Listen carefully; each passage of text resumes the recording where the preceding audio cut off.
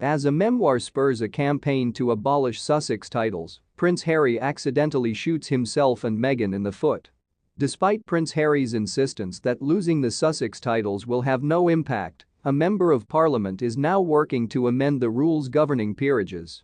With the release of his biography Spare, Prince Harry might have effectively sealed his and Meghan Markle's doom and fueled the final campaign to have the Sussex title dropped, a royal analyst observed. In order to deprive the Duke and Duchess of Sussex of their titles, Conservative MP Bob Seely has proposed amending the 1917 Titles Deprivation Act. According to Jonathan Sacerdote, Seely acknowledged that the autobiography was a major factor in motivating him to move forward with his objectives. Says Sacerdote, Bob Seely first began to think about taking this action when the Netflix series was made available. He and I did, however, speak shortly after the release of Spare, and I don't believe that it made any difference at all. Many people believed that the book betrayed the royal family and the monarchy, and it has also been widely derided in various ways. Simply put, this isn't how royalty generally acts.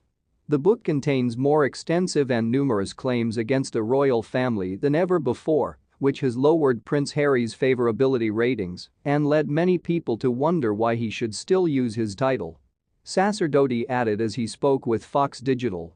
Seely intends to submit a private member's bill that would provide a vote to modify the 1917 Titles Deprivation Act, which was used to deny the German royal family their UK titles during the First World War.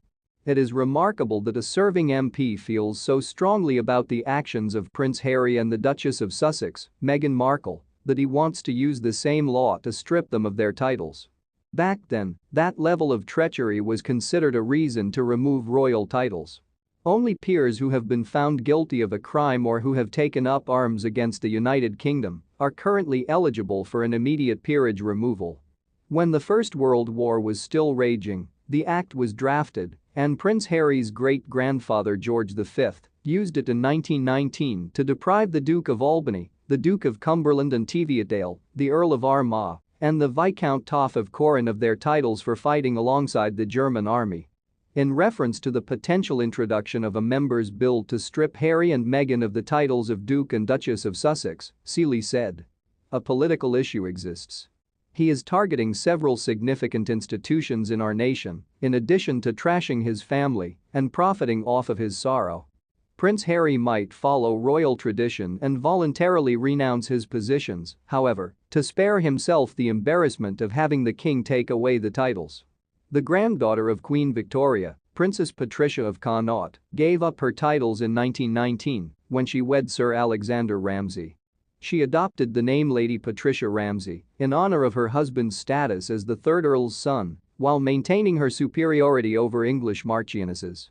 Prince Harry would still be a prince of the United Kingdom, even if he gave up the ducal titles he received after marrying Meghan Markle in 2018.